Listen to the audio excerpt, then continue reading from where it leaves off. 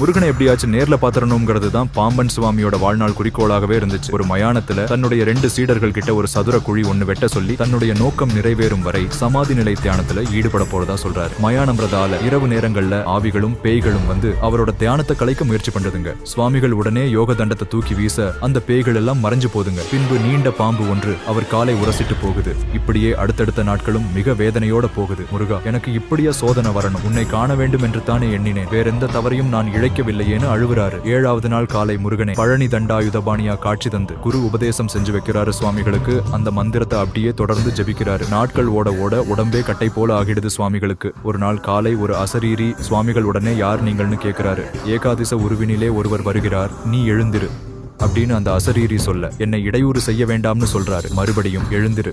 உடனே சுவாமிகள், என் அப்பன் முருகன் வந்தாலொழிய யார் சொன்னாலும் கேளேன்னு சத்தமா சொல்ல, உன் அப்பனே தான், எழுந்திரு.